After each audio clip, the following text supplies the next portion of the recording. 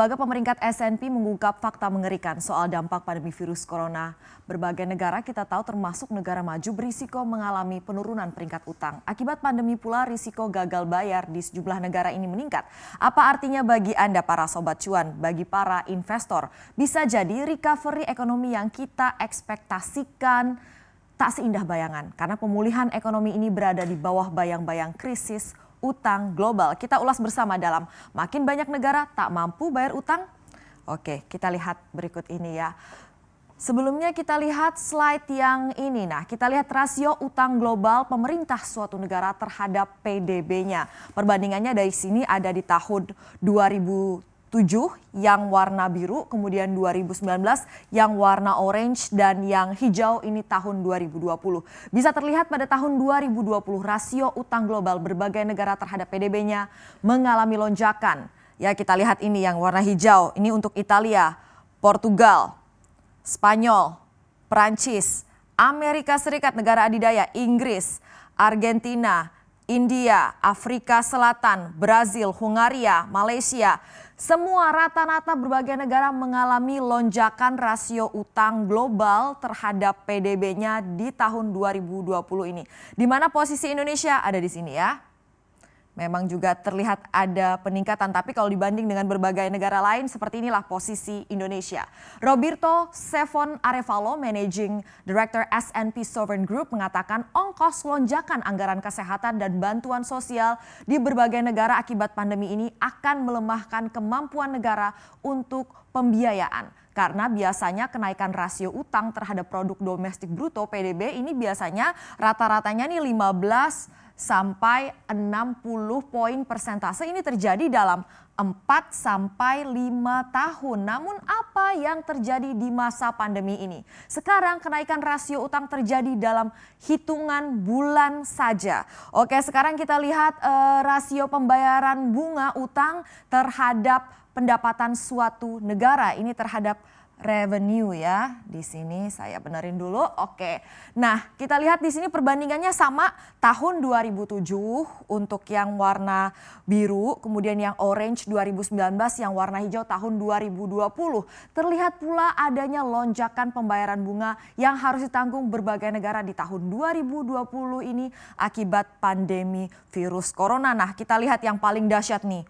India, lonjakan pembayaran bunga utangnya. Kemudian Afrika Selatan ada di sini. Kolombia, Malaysia, Meksiko, dan Indonesia di mana? Di sini ya. Indonesia dibandingkan negara-negara lain bisa kita lihat di sini.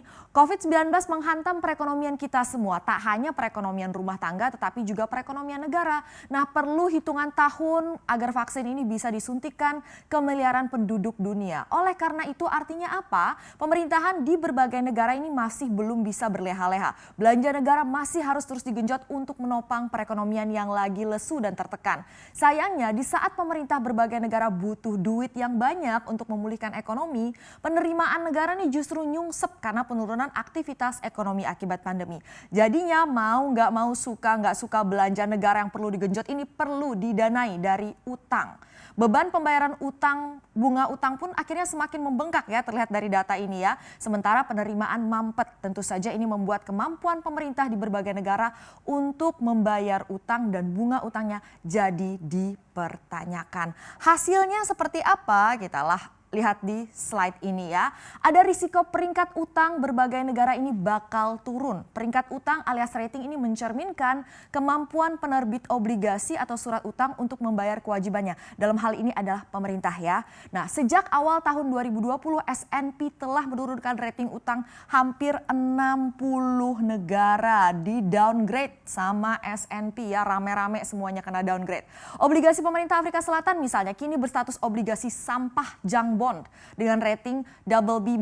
Data dari S&P saat ini sudah ada, kita lihat di sini 31 negara yang memiliki outlook negatif. Ini berarti sekitar 1/4 dari negara yang dirating oleh S&P. Nah, kita lihat yang positifnya warna kuning ya. Makin lama makin sedikit kan. Nah, pada saat pandemi, ini maksudnya nih data terakhir ya, September 2020. Nah, kalau yang ini Juni 2020 ya. Nah, bisa dilihat tadinya Juni 2020 masih ada 4 yang outlooknya positif. Kemudian pas September 2020 jadi sisa 2 aja ya. Jika tidak ada perbaikan, maka negara-negara ini harus menerima kenyataan turun peringkat dalam beberapa bulan ke depan. Negara-negara yang rawan terkena pemotongan atau pemangkasan rating adalah negara-negara di kawasan Latin dan juga Sub-Sahara Afrika. Baru-baru ini Zambia misalnya sudah meminta kepada para kreditur untuk menunda pembayaran utang. Soalnya apa? Rasio utang terhadap PDB di Zambia ini membengkak sampai lebih dari 100% terhadap PDB-nya. Nah, oke, sekarang kita berbicara apa sih yang terjadi, apa risikonya jika gelombang gagal bayar ini terjadi ya. Laporan dari IMF bisa kita lihat di sini menyebut tekanan pada pasar surat utang global pemerintah berbagai negara ini sudah mencapai level tertingginya. Kita lihat terutama untuk yang emerging market ini yang warna oranye ya di sini ya, dibanding dengan negara maju advanced economies yang warna biru. Nah, kita lihat di sini ini data ini merangkum data dari 3 lembaga pemeringkat yaitu Fitch Ratings, Moody's dan S&P.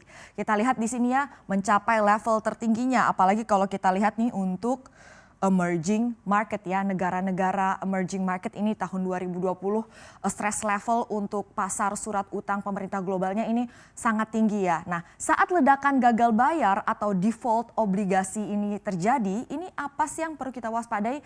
Pasar keuangan dunia pasti akan terguncang. Dampaknya akan sistemik, terasa di pasar saham, Anda para sobat cuan nanti ya, di pasar uang sampai pasar komoditas. Nah, ini ya resikonya. Jadi ekspektasi kita akan indahnya nanti recovery pasar keuangan pada saat pandemi ini sudah mulai berkurang dihantui bayang-bayang efek domino ledakan gagal bayar surat utang. Oke, bagaimana dengan Indonesia sendiri? Nah, sebagai negara emerging market salah satunya ya, ini ada sedikit salah ketik B-nya kelebihan Indonesia triple B ya.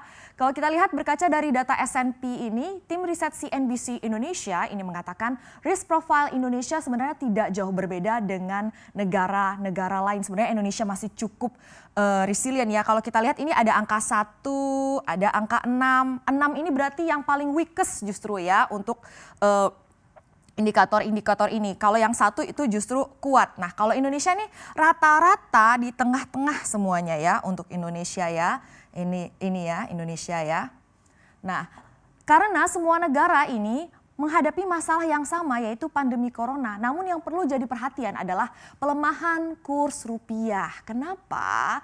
Karena kalau rupiah melemah, nominal pembayaran utang falas Indonesia jadi lebih besar. Currency mismatch ini bisa membuat risk profile Indonesia meningkat.